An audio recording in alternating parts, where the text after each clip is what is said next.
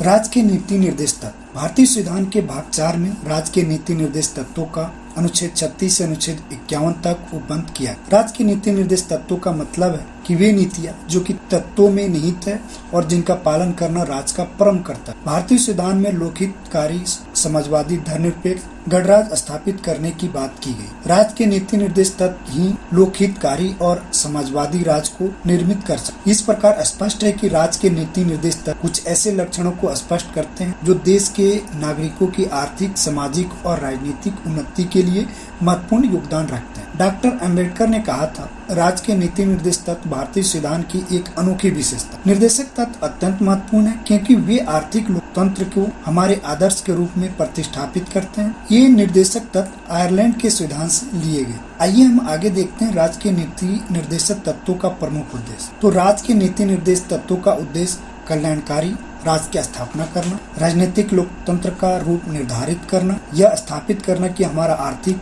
लोकतंत्र आदर्श, और यह भी विधान करना कि प्रत्येक सरकार जो भी सत्ता में है आर्थिक लोकतंत्र जानने का प्रयत्न करे। राज्य के नीति निर्देश तत्वों को न्यायालय द्वारा बाध्यता नहीं दी गई है, परंतु फिर भी इसमें दिए गए तत्व देश में शासन के लिए मूलभूत है और विधि बनाने में इन तत्वों का प्रयोग करना राज्य का परम कर्तव्य। इसके बाद हम जानेंगे नीति निर्देश तत्वों का महत्व। अनुच्छेद 37 में यह उल्लेख किया गया है कि नीति निर्देशक सिद्धांत न्यायालय द्वारा परिवर्तनीय नहीं है, इसलिए लोगों ने यह आलोचना की है कि नीति निर्देश तत्व केवल पवित्र घोषणाएं हैं तथा इनमें कोई कानूनी बल नहीं है, परंतु इस प्रकार की आलोचना निरर्थक है। इस अनुच्छेद के दूसरे भाग में स्पष्ट कहा गया कि इसमें निहित तत्व देश के प्रशासन में मूलभूत है और विधि बनाने में इन तत्वों का प्रयोग राज्य का कर्तव्य होगा। डॉक्टर अंबेडकर ने आलोचना का जवाब देते हुए कहा कि यह कहा जाता है कि निर्देशक तत्व कोई कानूनी शक्ति नहीं है। मैं इसे मानने को तैयार नहीं हूँ। मैं यह भी मानने को तैयार नहीं हूँ कि उनमें किसी प्रकार की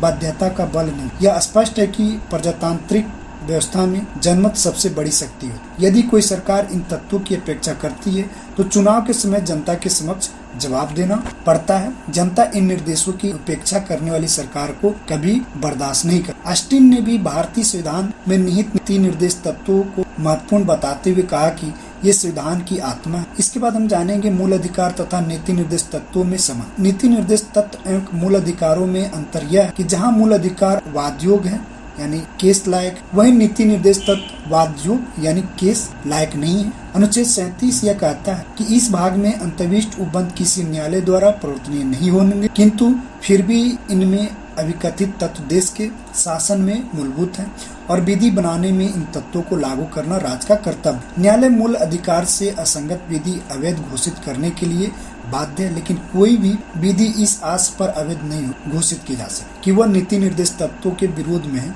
और न ही न्यायालय सरकार को इन निर्देशों के क्रियान्वित कराने के लिए कोई आदेश ही दे सकता। इसमें केस है मद्रास राज्य बनाम चंपाकम दुराईराजन ईआईआर 1955।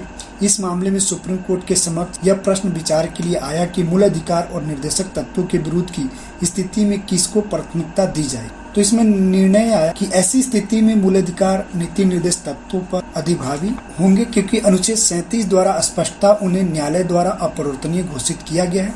वे भाग 3 में दिए गए उपबंधों पर अधिभावी नहीं हो सकते। किंतु एक वर्ष बाद ही जब जमींदारी उन्मूलन से संबंधित विधियों की असंवैधानिकता पर विचार करने का अवसर मिला तो सुप्रीम कोर्ट ने अपने दृष्टिकोण में काफी परिवर्तन किया। इसके बाद एक केस और है बिहार राज्य बनाम कामेश्वर सिंह ईयर 95। इस मामले में अनुच्छेद 39 पर बल देते हुए निर्णय दिया गया कि जमींदारी उन्मूलन अधिनियम लोक प्रयोजन के लिए पारित किए गए हैं, अतः संवैधानिक। इसके बाद बहुत इंपॉर्टेंट केस है केशवानंद भारती बनाम केरल राज्य 1978। इस मामले में न्यायाधीश हेगड़े और मुखर्जी ने कहा कि मूल अधिकार तथा नीति निर्देश तत्व हमारे संविधान के अंतःकरण है। मूल अधिकारों का प्रयोजन एक समतावादी समाज का निर्माण करना और समाज के उत्पीड़न या बंधकों से सब नागरिकों को मुक्त करना और सबके लिए स्वतंत्रता की उपलब्धि कराना है। निर्देशक तत्वों का प्रयोजन कुछ ऐसे सामाजिक और आर्थिक उद्देश्यों को नियत करना है जो अहिंसात्मक सामाजिक क्रांति द्वारा तत्काल प्राप्त किए जा सकते। मूल अधिकार तथा नीति निर्देश तत्वों के बीच कोई विरोध नहीं है, वे एक दूसरे के पूरक। इसके बाद एक और केस है मिनवा मिल बनाम भारत संघ ईयर 1980।